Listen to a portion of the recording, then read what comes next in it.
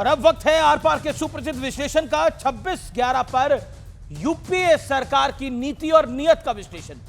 पूर्व US president Barack Obama की किताब अ प्रॉमिस्ड लैंड में लिखा है, मनमोहन सरकार मुंबई हमले के बाद पाकिस्तान के खिलाफ एक्शन से बच रही थी। यह बराक ओबामा ने लिखा है।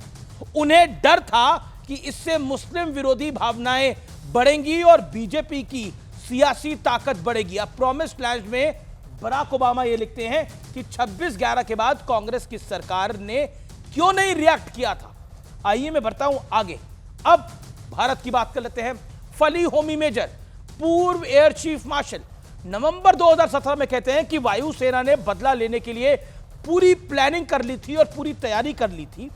पीओके में आतंकी ट्रेनिंग कैंपों पर सर्जिकल स्ट्राइक की तैयारी थी, लेकिन तत्कालीन कांग्रेस अर्थात यूपीए सरकार ने सेना के हाथ बांध दिए थे। ये फली होमी मेजर साहब कह रहे हैं और 2017 में कह रहे हैं। अब मैं आता हूं कांग्रेस के नेताओं ने क्या क्या कहा है। पूर्व केंद्रीय मंत्री और कांग्रेस के दिग्गज नेता मनीष तिवारी की किताब है 10 फ्लैश पॉइंट्स 20 ईयर्स। अगर किसी देश यानी पाकिस्तान को बेगुनाह लोगों के नरसंहार पर कोई खेद नहीं है तो संयम ताकत की पहचान नहीं है, कमजोरी की निशानी है। 26/11 एक बड़ा मौका था जब शब्दों से ज्यादा जवाबी कार्रवाई दिखनी चाहिए थी। ये तब यूपीए सरकार में मंत्री भी थे, ये इतनी बड़ी बात कह रहे हैं। यानी मैंने आपको 3 एग्जाम्पल दिए और वो तीनों अपने आप में बड़े हैं। एक खुद कांग्रेस के हैं, एक एयर चीफ मार्शल है फॉर्मर, और एक फॉर्मर प्रेसिडेंट यूएस है। आइए मैं बड़े सवाल की बात करता हूं। सेना तैयार थी, अंतरराष्ट्रीय समर्थन भी मौजूद था, तो क्या तुष्टीकरण के लिए यूपीए सरकार मौन थी? जिसकी बात गृह मंत्री अमित शाह भी करते हैं और प्रधानमंत्री ने राइजिंग भारत के मंच से भी यह बात कही कि तुष्टीकरण अब यह देश नहीं सहने वाला है। यह जवान पीढ़ी को समाप्त करने के लिए तुष्टीकरण किया गया था। आइए, doctor Sudhanshu Trivedi, member of parliament Bharatiya Janata party के मेरे साथ जुड़ रहे हैं। शायना एनसी प्रवक्ता शिवसेना की हैं। विवेक श्रीवास्तव हैं, वरिष्ठ नेता लेफ्ट के।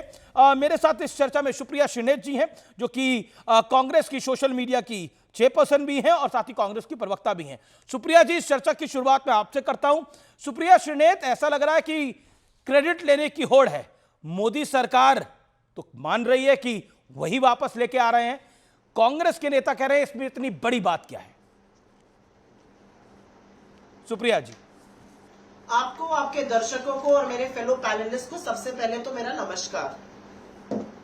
मैं एक बात बिल्कुल ऑन रिकॉर्ड कहना चाहती हूं, और बात ऐसी है कि कुछ चीजें जो होती है वो किसी भी कंट्री के लिए, किसी भी देश के लिए, किसी भी राष्ट्र के लिए राजनीति से ऊपर होती है, और वो दलगत राजनीति से भी ऊपर होती है। वो कौन सी सरकार किस पार्टी की है उससे भी ऊपर होती है। चाहे वो टेररिज्म से निपटना हो, चाहे वो ऐसे लोगों से निपटना हो जिन्होंने हिंदुस्तान की भूमि पर, हिंदुस्तान की सरजमी पर हमारे लोगों के साथ उनकी हत्या करी हो या उनका खराब साथ व्यवहार किया हो।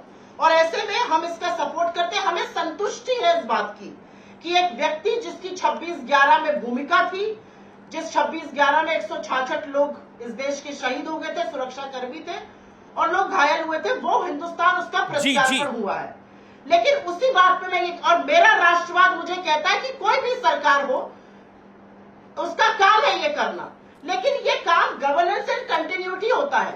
2008 में जब ये हमला हुआ और उसके बाद की जो कार्रवाइयां हुई, मुझे इस बात की संतुष्टि है और गर्व है अपने देश की एजेंसीज पर, गर्व है अपने देश के लीगल फुल प्रूफ सिस्टम पे, उन साक्ष्यों पर, उन सबूतों पर जो अमेरिका की कोर्ट में हमने दिए और जिसकी बदौलत आज ये तहबूर राणा हिंदुस्तान का इसका प्रत्यार्पण हुआ है। मुझे और भी खुशी होती अगर डेविड कोलमैन भी यहाँ आया होता, जो गिलानी है और पाकिस्तान नागरिक था, अपने आप को अमेरिकन आप बताता है। लेकिन ये एक सरकार का शुरू किया हुआ और एक सरकार का खत्म किया हुआ प्रक्रिया है। अगर यूपीए सरकार ने साक्ष्य या सबूत न दिए होते, एक फुल प्रूफ केस ना बनाया होता, फॉलो अप ना किया गया होता, प्रेशर ना बनाया होता अमेरिका ने, तो शिकागो की कोर्ट ने तो उसको रिलीज कर दिया था। असलियत यह है कि डेविड कोलमैन बाद में अप्रूवर बन गया, वो नहीं भेजा गया और तबूर राणा आया है। इसके साथ सख्त से सख्त कार्रवाई हो जिससे हेमंत करकरे जैसे शहीदों का, हमारे 166 नागरिकों के शहीद शहादत का बदला लिया जा सके। ये सब बातें जी एक बड़ी स्टेटमेंट आ रही है, एक तहुवर राणा को उसका हक मिले। कांग्रेस के बड़े नेता पृथ्वीराज चौहान ने यह बयान दिया है। महाराष्ट्र के नेता हैं और फॉर्मर सीएम है, प्राइम मिनिस्टर ऑफिस में मिनिस्टर रह चुके हैं। तहुवर राणा पर बयान दिया है। राणा को भी कसाब की तरह कानूनी अधिकार मिले, यह कहा है। इसके साथ मिला है राणा ने 26/11 हमले में गुनाह कबूल नहीं किया है। भारत में कंगारू कोर्ट नहीं है। बड़ा बयान है, बड़ा स्टेटमेंट है ये पृथ्वीराज चौहान का। मैं सीधा शाइना एनसी से रिएक्शन लेता हूं। शाइना एनसी, इसके मायने क्या है? और ये तो कंटिन्यूटी में है, इसमें आपने एहसान थोड़ी करा है। Shaina NC 40 seconds, then Sudhanshu wait, Supriya ji I will come back to you. Shaina NC 30 second. Amish ji, Congress party तुष्टीकरण किस हद तक करेगी? मैं एक मुंबईकर हूं। आज मैं स्वागत करती हूं कि तहुवर राणा को एक्स्ट्राडाइट किया गया, लेकिन ये अचानक से नहीं हुआ है। हम सब जानते हैं ये एक सस्टेन्ड कैंपेन, एक एफर्ट था मोदी सरकार की, जो 2019 में शुरुआत हुआ। और भूलिएगा मत कि जो लोग आज बैठे हैं और बोल रहे हैं कि उनको ये कोई कैंगरू कोर्ट नहीं, क्या आपको पता है कि कितने सारे लोगों की जान गई है 26/11 में? आप देखें तो दिसंबर में वो इंडिया ने जब डिप्लोमेटिक टाइज की बात की और डिप्लोमेटिक नोट भेजा था यूएस को टू एक्स्ट्राडाइट राणा, ये शायद जून 10 को था 2020 में, कि इंडिया ने ये कंप्लेंट फाइल किया और अरेस्ट मांगा राणा का। और ये पहली बार इतिहास में है कि यूएस ने ये स्वीकार किया है और उनको भेजा है। आईएसआई का पर्दाफाश हुआ है। मेजर इकबाल हो या बहुत सारे जो कंसेप्चुलाइज थे, डेविड हेडली हो, जो मुंबई अटैक्स में पूरे ग्राउंड वर्क पे काम कर रहे हैं, और वहां पृथ्वीराज चौहान कहते हैं कि ये कोई कैंगरू कोर्ट नहीं और उनको एक ट्रायल मिलना चाहिए। हम तो ये मांग करेंगे कि he should be hung to death. Okay, मैं सुप्रिया जी से रिएक्शन लेता हूं। सुप्रिया, ये पृथ्वीराज चौहान साहब का बयान जो है, ये माना जा रहा है कि ये मतलब तहुवर राणा की तरफ इतना लचीलापन क्यों है उनका? वो एक फॉर्मर सीएम है, प्राइम मिनिस्टर ऑफिस में मिनिस्टर रहे, और ये सवाल खड़ा करता है कि 26/11 के बाद तत्कालीन कांग्रेस सरकार को जो करना चाहिए था वो नहीं करा। वो बराक ओबामा ने भी कहा, फली होमी मेजर साहब ने भी कहा, और मनीष तिवारी जो कि कांग्रेस के तत्कालीन मंत्री थे और सांसद भी हैं अभी, उन्होंने भी अपनी किताब में इसका जिक्र किया है। सुप्रिया जी 50 सेकेंड्स, देन सुधांशु जी। सर्वप्रथम तो मैं ये कहना चाहूंगी कि पृथ्वीराज चौहान का वो स्टेटमेंट मैंने अभी थोड़ी देर पहले सुना था, उसमें पहली लाइन वो कह रहे सख्त से सख्त सजा दो। लेकिन मैं बिल्कुल नहीं सोचती हूँ कि किसी लचीलेपन की उम्मीद मैं अपनी सरकार से करना चाहती हूँ। He should be hanged to death for what he did against the Indian state। मैं आधिकारिक प्रवक्ता कांग्रेस पार्टी की आपके सामने बैठी हूँ। मेरी सरकार ने, यूपीए की सरकार ने ये कार्रवाई शुरू करी थी। शिकागो कोर्ट ने तो उसको बरी कर दिया था। हमारा प्रेशर था, हमारी कार्रवाई थी, हमारी एनआईए थी जिसने लगातार इस मामले को जारी रखा, और आज मोदी सरकार ने भी फॉलो अप किया और आज उसका प्रत्यार्पण हो रहा है। ऐसे व्यक्ति को हिंदुस्तान की सरजमी पर बिल्कुल एग्जीक्यूट करना चाहिए। उसको जीने का कोई अधिकार नहीं है जिसने 166 हमारे हिंदुस्तानियों को मारा है। ये मैं बिल्कुल दमखम के साथ कहती हूँ। एक्सट्रीमिज्म और टेररिज्म पर मैं बिल्कुल भी किसी भी तरह का लचीलापन बर्दाश्त नहीं कर सकती हूँ। जी सुधांशु त्रिवेदी। और फिर मैं एक बात और कहती हूँ, मुझे आज इस बात की भी दुख है अमीश जी, आज जब मैं मैं मना रही हूँ कि तहुवर राणा जैसा आदमी यहाँ लाया गया है, we should make an example out of him, कि देश विरोधी ताकतों की रूह कांप जाए। मैं उसी बात में यह भी कहना चाहती हूँ कि आज हेमंत करकरे के फैमिली से, उन शहीद परिवार से माफी मांगनी चाहिए बीजेपी को। प्रज्ञा ठाकुर को आपने जिन्होंने श्राप देने की बात कही थी, हेमंत करकरे मेरे श्राप से नहीं, बहुत गलत बात कही थी जिन्होंने श्राप देने की बात कही थी। लेकिन सुधांशु त्रिवेदी, ये जो कांग्रेस ने बीज बोया उसी का नतीजा सामने आया है। मैं कोट कर रहा हूं, अमरिंदर सिंह राजा वार्डिंग है, कांग्रेस के पंजाब के बहुत बड़े नेता हैं, मेंबर ऑफ पार्लियामेंट हैं और चीफ हैं। राणा को लेकर आ रहे हैं। ऐसा लग रहा है कि जैसे ट्रंप से टैरिफ का माफ करवा लिया है आपने। जिसने देश को तोड़ने और मारने का काम किया उसे आप लेकर आ रहे हो, तो फिर भी अपना सीना चौड़ा कर रहे हो।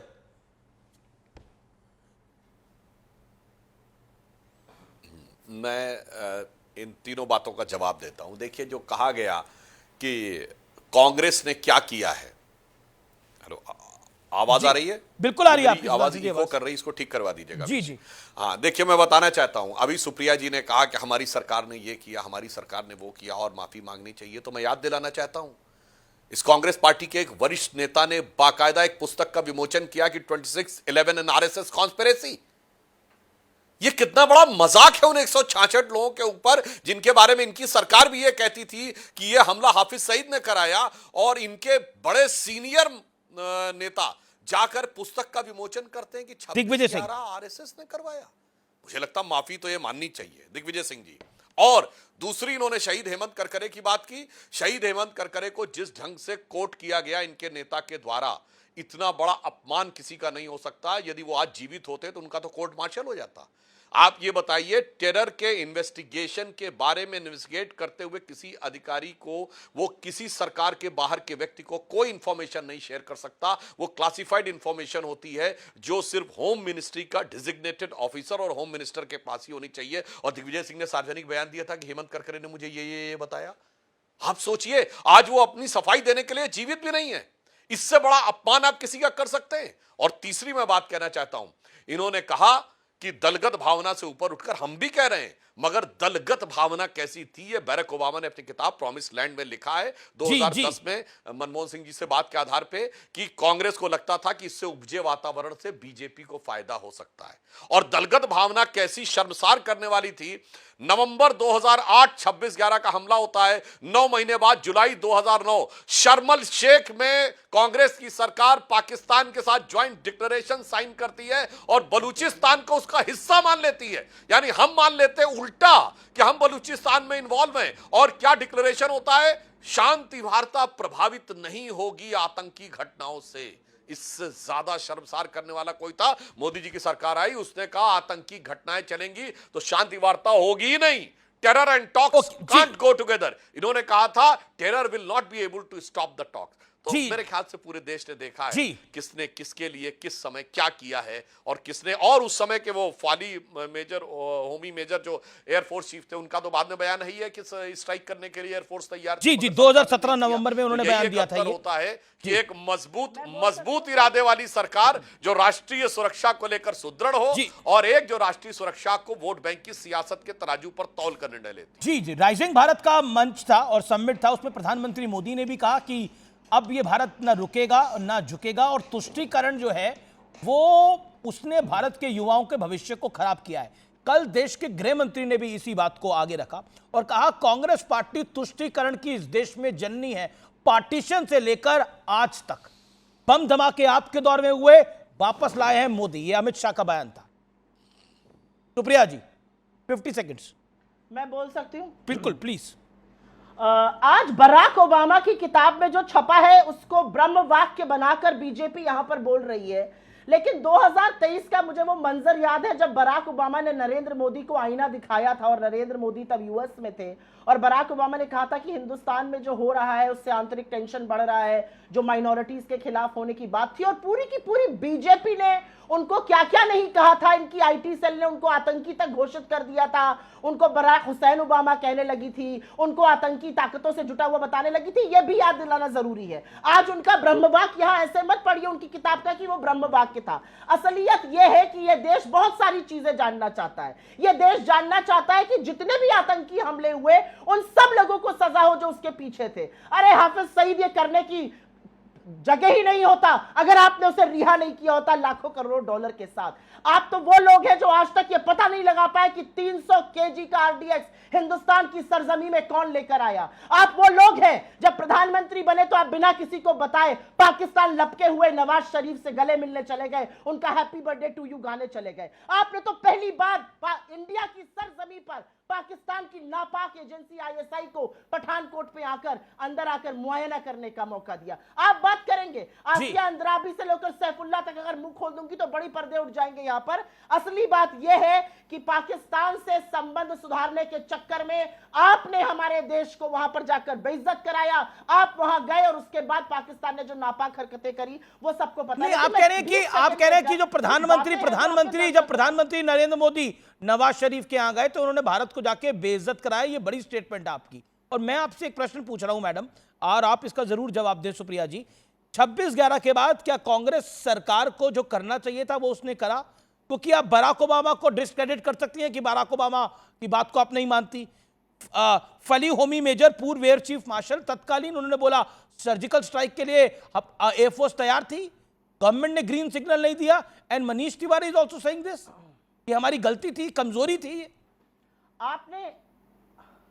आपको मेरे स्टेटमेंट में बड़ा स्टेटमेंट दिखा, लेकिन जो बीजेपी के प्रवक्ता ने हमारी सरकार के लिए क्या उसमें बड़ा स्टेटमेंट नहीं दिखा? मैं तो पूछना चाहती हूं, चलिए हमने सारी गलतियां कर दी, ये रामदूत बनकर आए थे, ये क्यों गए पाकिस्तान? इन्होंने पाकिस्तान से संबंध क्यों रखे? ठीक है सुधांशु, इन्होंने नवाज शरीफ को अपनी स्वेरिंग इन सेरेमनी में क्यों बिना सबको बताए पाकिस्तान गए? और एक मिनट, आपने मुझसे सवाल पूछा, उसका जवाब सुन लीजिए, क्योंकि जवाब इस देश को जानना जरूरी है।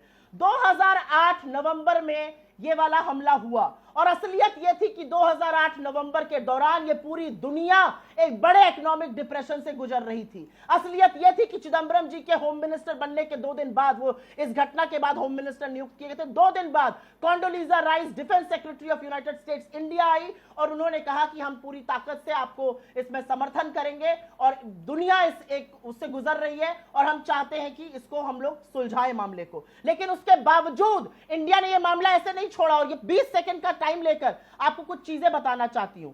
11 नवंबर 2009, 1 साल के अंदर एनआईए ने केस दर्ज किया David Coleman Headley, Taimur Rana और तमाम उन लोगों के खिलाफ। असलियत यह है कि 2009 में एफबीआई ने तैमूर राणा को अरेस्ट किया जो कनाडा की नागरिकता लेकर बैठा हुआ था। असलियत यह भी है कि उसको शिकागो के कोर्ट ने 2011 में रिहा कर दिया 26/11 पर, लेकिन बाकी मामलों में सजा सुनाई और तब हमारी एजेंसीज ने, तब हमारे तत्कालीन विदेश मंत्री आप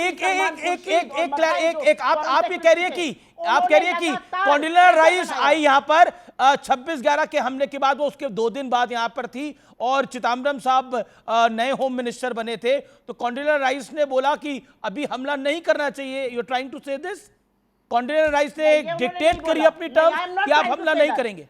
no Amish ji, don't do that with me. I did not say that. Don't attribute. I am asking you. There is a reason why we never used to come to your show. Don't say that. But I am asking you, ma'am. काम मत करिए please. मैं बिल्कुल नहीं कर रहा, सवाल पूछ रहा हूं। ये बहुत सेंसिटिव इश्यूज हैं। मैंने मत करिए ये, आप ये काम मत करिए। मेरी बात मैं फिर से दोहराती हूँ, मैं ये कहना चाह रही हूँ कि उस दौरान दुनिया की क्या स्थिति थी और इंडिया ने जो किया वो बिल्कुल सही किया। हमने एक फुल प्रूफ केस बनाया, हमारी एजेंसीज लगातार लगी रही, हमने कूटनीति में झप्पियां पप्पियां नहीं करी, लेकिन कूटनीतिक तरीके से किया और आज उसका फायदा हुआ कि तब जवाब ज्यादा खुशी होती अगर डेविड कोलमन हेडली को हम अप्रूवल न बनाते उसको।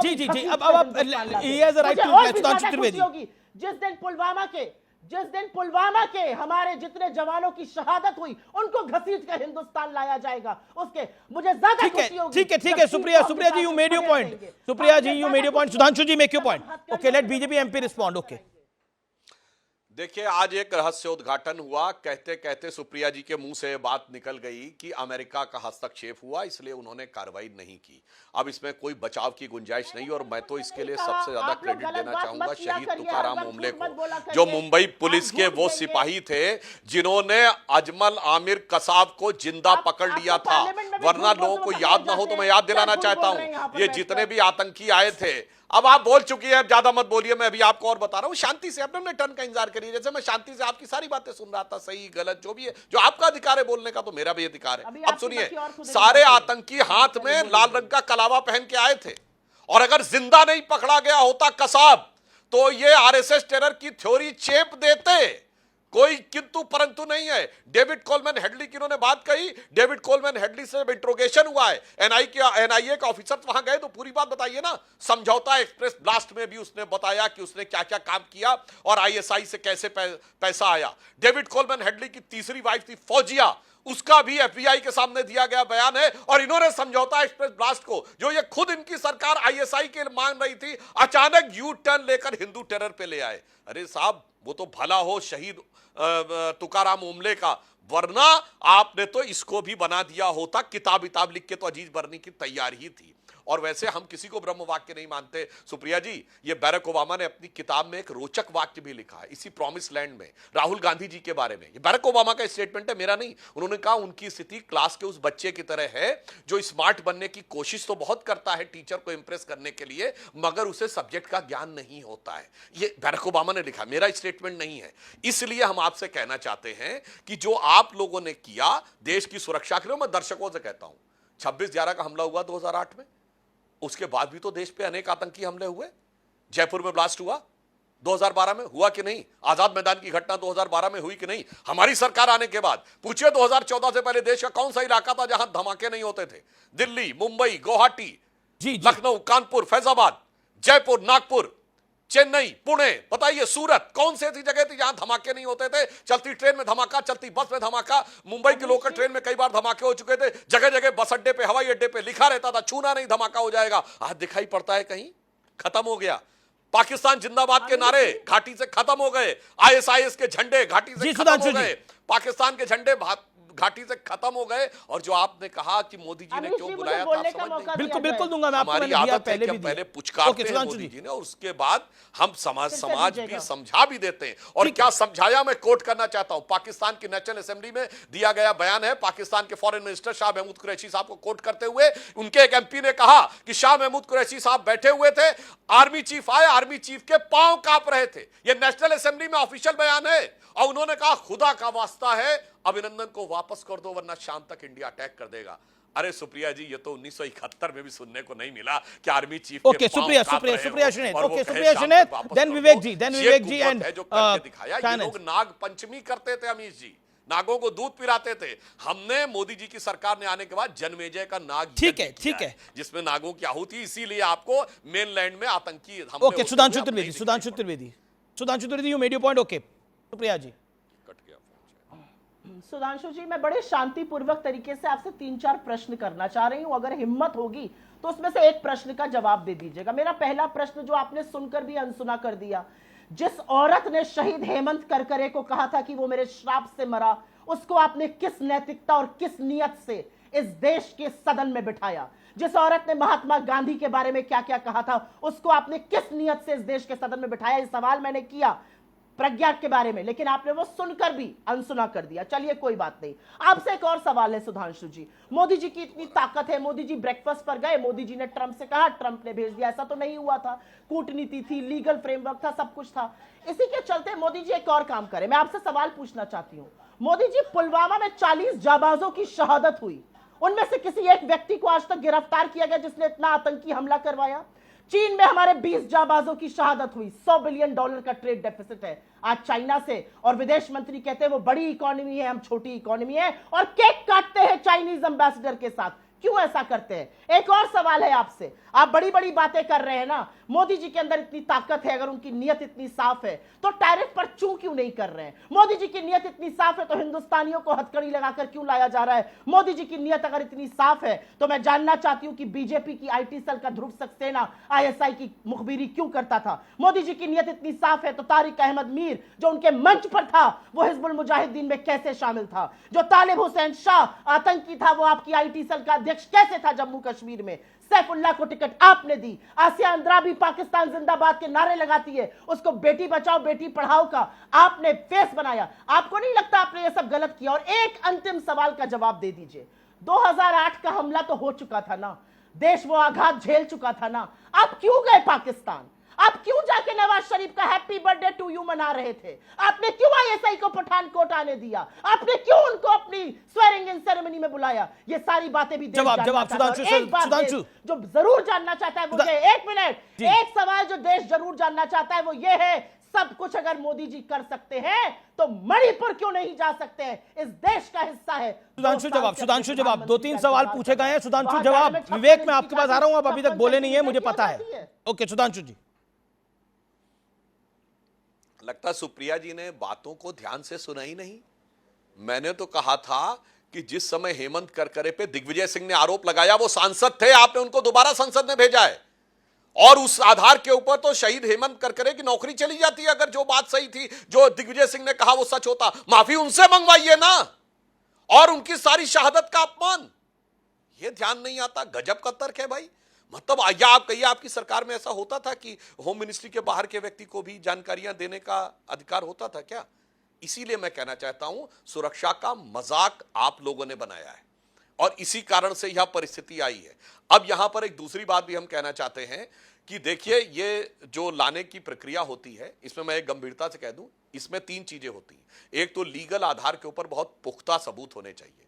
दूसरा, आपकी डिप्लोमेटिक डेक्स्टरिटी होनी चाहिए, यानी कूटनीतिक कुशलता होनी चाहिए। और तीसरी, सरकार की दृढ़ इच्छा शक्ति होनी चाहिए। आपने सुना ही नहीं, मैंने तो कहा आपने तो शर्म एल शेख में ज्वाइंट डिक्लेरेशन साइन कर लिया उसके बाद, और हमने बताया आप पुरानी कहानियां बता रही हैं। जिस जमाने में हमारी सरकार आने के बाद शुरू के 1-2 साल होता था कश्मीर में, अरे वो गए दौर भाई। आपके तो होम मिनिस्टर सुशील कुमार शिंदे 9 सितंबर 2024 को बोल चुके हैं कि मैं कश्मीर में जाता था डल लेक घूमने में, मैं क्या बताऊं मेरी क्या स्थिति होती थी। असंसदीय शब्द है वो, मैं बोलना नहीं चाहता, इसलिए मैं वो पंक्ति बोल देना चाहता हूं जो मैंने पार्लियामेंट में भी बोली थी कि उस जमाने में क्या स्थिति थी कि लहूलुहान थी घाटी और झेलम डरी हुई थी, खामोशियां रातों की दिन में भरी हुई थी, और दहशत का था यह आलम कि डल लेक घूमने में गृह मंत्री के पग के नीचे धरती फटी हुई थी। क्या आप लोग बात करेंगे? और मजाक की बात करने वाले लोगों में जनवरी 2013 में जयपुर में सुशील कुमार शिंदे बतौर गृह मंत्री बोलते हैं कि आरएसएस जो है वो टेररिस्ट कैंप चला रहा है। जब सुषमा स्वराज जी ने आके फ्लोर में कहा, फ्लोर ऑफ द हाउस, मैंने वापस कर लिया, वो तो मैंने ऐसे ही बोल दिया था। ऐसा मजाक सिक्योरिटी एजेंसीज का बनाया है। विवेक भी काफी देर से इंतजार कर रहे हैं। एक सेकंड, विवेक श्रीवास्तव, नेता लेफ्ट के विवेक श्रीवास्तव, जिसको भारतीय जनता पार्टी कह रही है कि यह बड़ी उपलब्धि है, इसको लेकर विपक्ष का जो विचार है वो क्या एकजुट है? जी विवेक जी, बिल्कुल एकजुट है। मैं टोटली एंडोर्स करता हूं जो सुप्रिया जी यहां पे कह रही हैं, मैं टोटली एंडोर्स करता हूं। कांग्रेस ने शुरुआत करी, आज फैशन हो गया है कांग्रेस को कमजोर कहने का। ये इजराइल की कॉलोनी जो भारत को बनाए जा रहे हैं प्राइम मिनिस्टर मोदी, जिनको एक मैगजीन ने डिवाइडर इन चीफ कहा था, यह इज्जत अफजाई हुई थी इस मुल्क की। जब 10 साल तक एक चीफ मिनिस्टर को वीजा नहीं मिला, एक मुल्क का वायलेंट कहा गया। कितना कुछ कहूं, अटल बिहारी वाजपेयी को क्वेश्चन करेंगे सुधांशु त्रिवेदी, जब आगरा की वार्ता करी थी और मुशर्रफ को बुलाया था, कमजोर कहेंगे उन्हें, एंटी नेशनल कहेंगे? ना कांग्रेस ने कहा ना कम्युनिस्टों ने कहा, क्योंकि पड़ोसियों से बात करनी चाहिए और आप डायलॉग करेंगे तभी डिप्लोमेटिक। कॉन्डोलीजा राइस ने आपको टर्म्स डिक्टेट कर दिए। I mean this is the language जो सुधांशु त्रिवेदी राज्यसभा सांसद यहां यूज कर रहे हैं। इनको मालूम नहीं है कि मिसेस इंदिरा गांधी ने 45 मिनट तक निक्सन को बिठाए रखा नीचे यूनाइटेड स्टेट्स में, ब्लेयर हाउस में। नहीं, आप सुनिए पहले सर, आप पहले वाजपेयी पे प्रश्न उठाइए। अगर आप कांग्रेस पर कम्युनिस्टों प्रश्न उठाते हैं कि हम क्यों अपने पड़ोसियों से बात करके वार्ता करना चाहते हैं, तो वाजपेयी पे उठाइए, पहले आप उठाइए उनके ऊपर प्रश्न और कहिए वो एक एंटी नेशनल थे और दबे हुए थे और डरे हुए थे मुशर्रफ से। कहिए आप इस बात को, जो इंटरनेशनल मीडिया ने मोदी के बारे में कहिए उसको भी कोट करिए आप। और देशद्रोही कहने से पहले किसी भी पार्टी को इस मुल्क की 2 बार सोचिए जरा। किसी ने किसी पार्टी को देशद्रोही नहीं करा, मेरे कार्यक्रम में कोई नहीं कहता किसी ने, ये आप मिसकोट करें, बिल्कुल ये कह रहे हैं देशद्रोही नहीं कहा। हाँ, किसने करा? ना शायना एनसी ने बोला है ना सुधांशु ने बोला। आरएसएस के ऊपर उंगली उठ जाएगी। हाँ, सुधांशु ने बिल्कुल बोला है। नहीं, मेरी जानकारी में तो नहीं बोला है। बुरे लोग हैं कि ओके, सुधांशु त्रिवेदी, एक सेकंड, कहीं और ध्यान चला गया था क्या? एक सेकंड, शायना एनसी भी वेट कर रही है। ध्यान चला गया था क्या? जी, शायना एनसी भी इंतजार कर रही है। एक सेकंड, मेरा ध्यान जहां था वही है। नहीं, एक second, Shaina NC respond to Vivek ji. 1 second Sudhanshu, Atal ji वाली कमेंट आपसे मैं ले लूंगा। देखिए, इनको बहुत आपत्ति हो रही है, लेकिन हकीकत ये है, ये नतीजा है बिकॉज ऑफ मास्टरफुल डिप्लोमेसी और इंटरनेशनल कोऑपरेशन, जो इनको समझ के बाहर है और इनके समझ के बहुत दूर है। जो मोदी जी ने किया जब से वो आए शासन में, वो है इंटेलिजेंस और स्विफ्ट एक्शन। आप शायद भूल चुके हैं, लेकिन प्रधानमंत्री के नेतृत्व में जो इंटेलिजेंस अपैरेटस का इस्तेमाल किया टू मेक श्योर कि आप बालाकोट जैसे उदाहरण देखें, जो आपने नजरअंदाज किया है। बहुत सारे एफर्ट्स हैं मिनिस्ट्री ऑफ एक्सटर्नल अफेयर्स का, किसी को एक्सट्रेडिशन ऐसा नहीं मिलता है। ये एक्सट्रेडिशन में, राणा के एक्सट्रेडिशन में बहुत ही महत्वपूर्ण रहा है भारत का स्टैंड इंटरनेशनल स्टेज पे, ग्लोबल स्टेज पे, जहां टेररिज्म को लेके हर एक व्यक्ति यूनाइटेड है और ये रेस्टोरेशन है भारत के। लेकिन शायना ये भी आप शायना एनसी क्या ये ठीक है, इस सरकार ने कंटिन्यू प्रोसेस किया, लेकिन यूपीए सरकार ने भी तो प्रयास किया था। मैं मानता हूं यूपीए सरकार का 26/11 के बाद एक्शन जो था वो लेड बैक हो सकता है, उस पर सवाल हो सकते हैं क्यों नहीं उन्होंने अटैक किया, सर्जिकल स्ट्राइक क्यों नहीं की, लेकिन तहव्वुर राणा को लाने के लिए प्रयास तो यूपीए का शासन भी कर रहा था, इसमें तो कोई गलत बात नहीं है। अमीश जी 2006 में आप जो मुंबई में थे तो आपको पता चलेगा कि कितने लोग ने अपनी जिंदगी गंवाई वो बॉम्ब ब्लास्ट को लेके। क्या था उनकी सक्रिय प्रक्रिया, आप मुझे बोलिए। कोई इंटेलिजेंस या स्विफ्ट एक्शन आपने देखा उसके बाद? आप 26/11 की बात कर रहे हैं, आप मुझे बताइए। मैं बिल्कुल नहीं कह रहा कि 26/11 के बाद जो यूपीए सरकार ने करा वो सही है, क्योंकि उसको लेके कई क्वेश्चन मार्क है। मैं कह रहा हूं तहव्वुर राणा के लिए, ये आप मेरे अपने शब्द मेरे मुंह में मत डालिए। मैंने तहव्वुर राणा के लिए कहा कि प्रयास तो किया, एक कांग्रेस ने भी किया प्रयास, हुआ बीजेपी की रिजीम में। प्रयास में उपलब्धि तब होती है जब एक्सट्रेडिशन होती है। ठीक है, और वो एक्सट्रेडिशन आप आज देख रहे हैं। सुधांशु क्योंकि प्रधानमंत्री जी सुधांशु, ठीक है सुधांशु, देन सुप्रिया जी, एक सेकंड सुप्रिया जी मैं आ रहा हूं। सुधांशु त्रिवेदी, राइजिंग भारत समिट के अंदर प्रधानमंत्री ने बोला कि अब ये भारत झुकेगा नहीं, गृह मंत्री ने बोला कि ये तुष्टीकरण का बीज कांग्रेस पार्टी रख के गई है आजादी से लेकर, यानी जब पार्टीशन हुआ और यहां तक। 40 सेकंड सुधांशु जी, देन सुप्रिया जी। देखिए, आतंकवाद के विरुद्ध कांग्रेस कितनी गंभीरता से प्रयास करती थी, मैं इसका प्रमाण देना चाहता हूं। संसद के हमले के मुख्य मास्टरमाइंड अफजल गुरु को सर्वोच्च न्यायालय ने फांसी की सजा सुना दी 2006-7 में। उसके बाद कांग्रेस के नेताओं के लाइन से बयान आए कि अफजल हालात का मारा है, अफजल के साथ ठीक नहीं हुआ है। शशि थरूर के और मणिशंकर अय्यर के बयान हैं, और इनके उस समय कश्मीर के मुख्यमंत्री दौड़ कर आए। 7 साल उसकी क्षमा याचना अटकी रही राष्ट्रपति के पास। 7 साल। जब बीजेपी की सरकार आने वाली थी उससे कुछ महीने पहले, क्योंकि अब इनको पता था कि ये जाने वाले हैं, तो इसलिए इन्होंने किया। आप सोच लीजिए कितनी गंभीरता से प्रयास करते थे। एक कहावत होती, 9 दिन चले 2.5 कोस। इन्होंने क्या काम किया, एक फाइल चले 7 साल। कब? जब सुप्रीम कोर्ट का जजमेंट हो गया हो। इसीलिए पूरे देश को पता है कि राष्ट्रीय सुरक्षा के ऊपर किसकी नीति दृढ़ है। और इन्होंने अटल जी का नाम लिया था, विवेक श्रीवास्तव जी। भाई बहुत मजेदार बात लगती है, एक पार्टी जो कहती है वो भारत की कम्युनिस्ट पार्टी है, एक पार्टी जिसके एक धड़े ने 1962 में चीन के आक्रमण का समर्थन किया था, और वो अमेरिकन मैगजीन को कोट करती है कम्युनिस्ट पार्टी।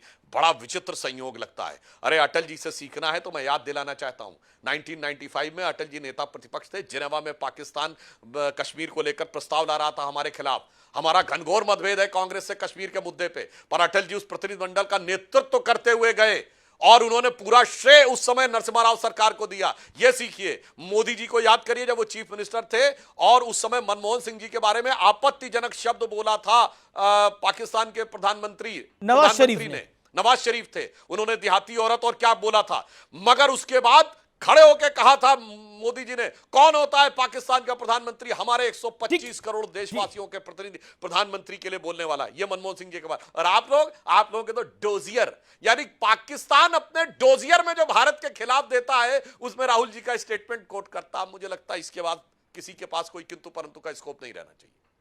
जी, अमित शाह ने कल, सुप्रिया जी, बोला कि कांग्रेस के नेता ही देश के विभाजन के लिए जिम्मेदार हैं, उनकी तुष्टीकरण की नीति ही देश के विभाजन के लिए जिम्मेदार है।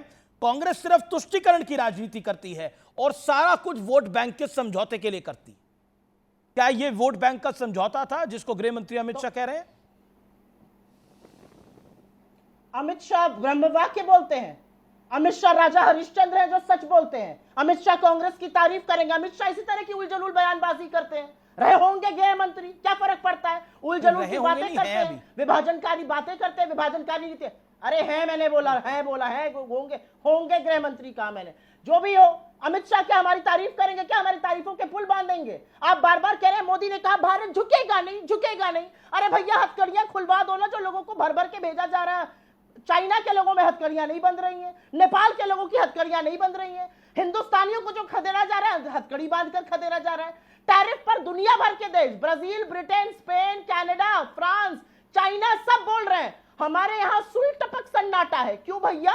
कहां गए 56 इंच की छाती चूं तक नहीं हो रही है। छोड़िए उन बातों को, मैं वापस मुद्दे पर आती हूं। आपको पता है वो 5 कौन से ऐसे सबूत हैं जिसके कारण आज तबहुर राणा का प्रत्यार्पण हो पाया है? आपकी रिसर्च ने जरूर बताया होगा, मैं आपकी रिसर्च को और पुख्ता कर देती हूं।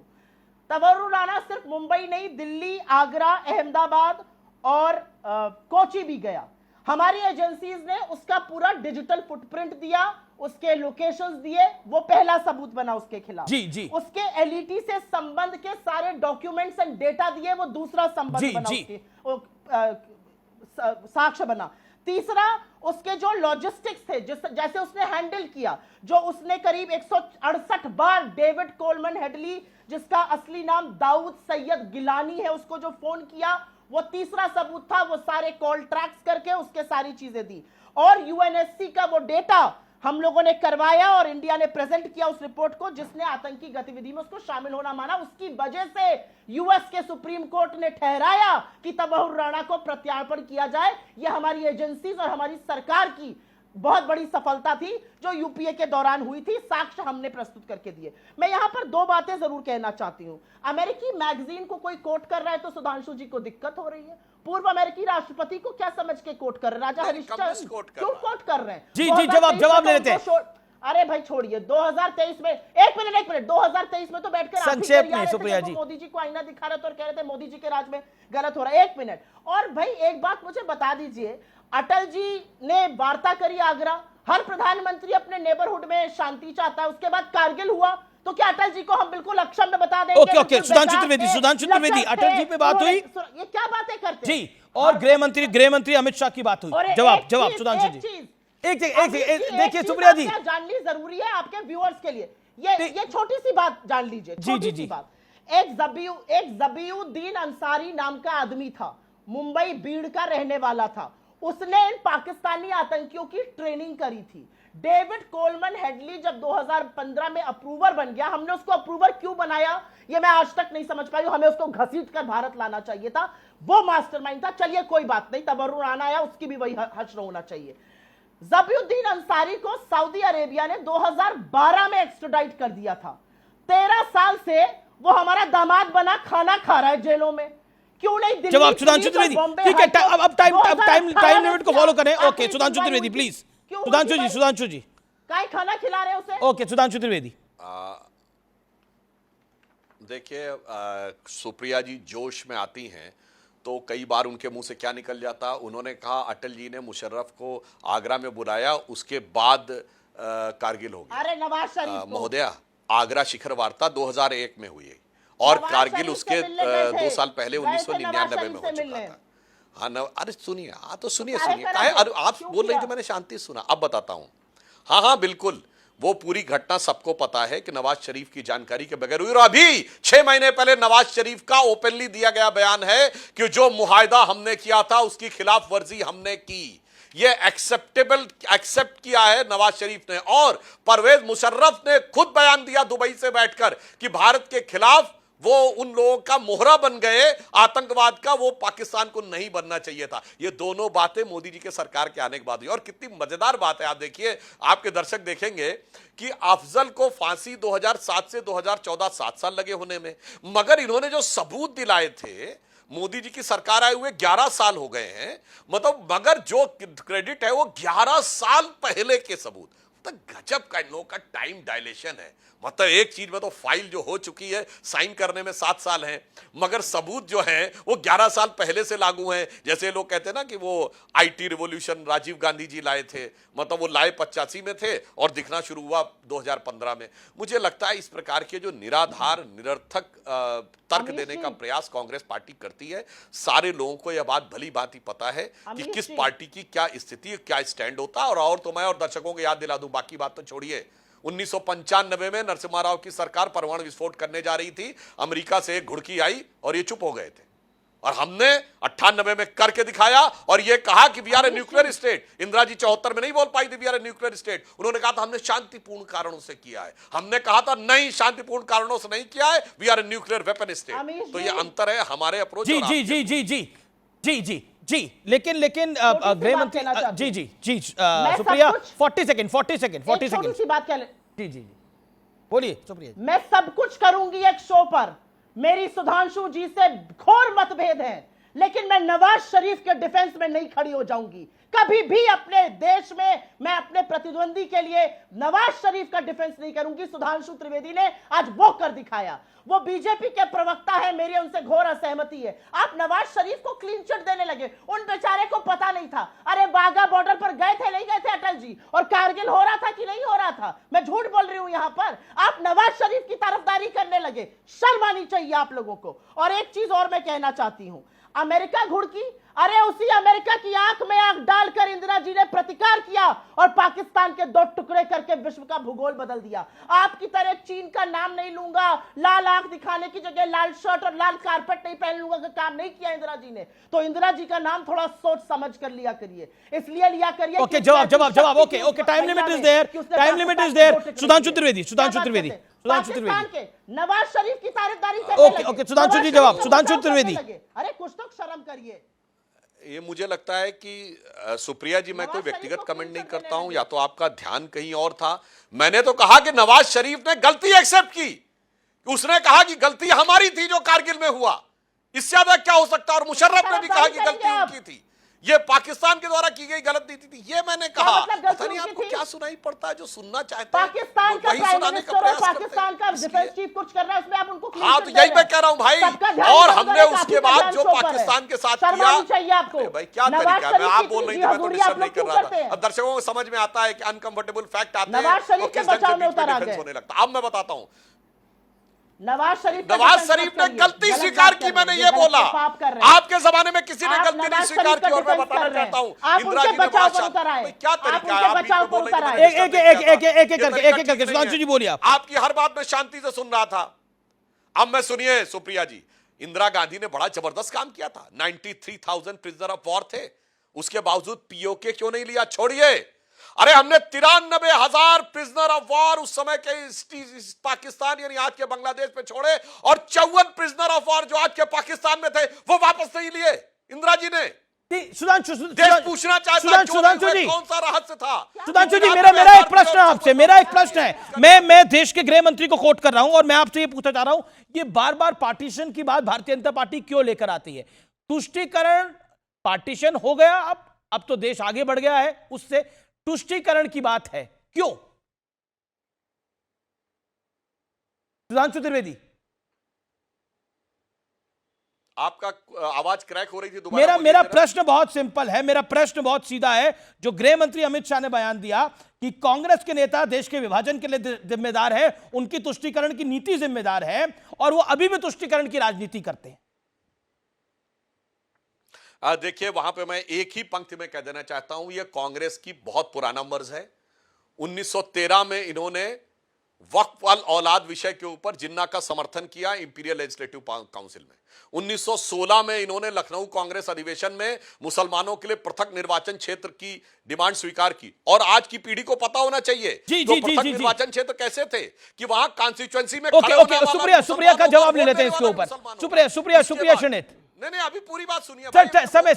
समय 10 सेकंड का जवाब ले रहा हूं मैं। सुप्रिया 10 सेकंड समय है 10 सेकंड। सुप्रिया, 11 साल से सत्ता में आप है, ले आइए पीओके, आपका समर्थन करेंगे। और असलियत यह है कि जिन्ना की मुस्लिम लीग के साथ जब यह देश भारत छोड़ो आंदोलन चला रहा था, क्विट इंडिया मूवमेंट, आप जिन्ना के साथ सरकारें चला रहे थे। जिन्ना के पहले टू नेशन थ्योरी की बात आपके साथ। अच्छा, पीओके लाएंगे सुधांशु, अब 11 साल से आप है पीओके लाएंगे। इस समय बड़ी खबर आ रही है, जैसा आप जानते हैं, तहुवर राणा की भारत वापसी हो रही है। कांग्रेस नेता पृथ्वीराज चौहान का बड़ा बयान आया है। पृथ्वीराज चौहान कह रहे हैं कि तहुवर राणा को उसका हक मिलना चाहिए। इन जनाब का बयान सुनिए, राणा को भी कसाब की तरह कानूनी अधिकार मिले। ये कांग्रेस के नेता हैं, फॉर्मर सीएम है। राणा के 26/11 हमले में अभी कोई पुष्टि नहीं है, इस तरह की बातें आ रही हैं, और भारत कंगारू कोर्ट नहीं है। सुनिए, हमारी मांग है कि जिस तरह से अजमल कसाब के खिलाफ जो पूरा मुकदमा चला है, कसाब को पूरा अपना बचाव करने का, अपने वकील देने का पूरा अधिकार था, उसने वकील दिए, उसको पूरा अपील करने का मौका मिला हाई कोर्ट में, फिर सुप्रीम कोर्ट में, उसके बाद उसको सजा हुई। तो सुना आपने कांग्रेस के नेताजी को क्या कुछ कह रहे हैं। लेकिन अब आज का विचार, महानता कभी ना गिरने में नहीं बल्कि हर बार गिरकर उठने में है। फिलहाल आज के आर पार में इतना ही। उम्मीद है ये कार्यक्रम आपको पसंद आया होगा।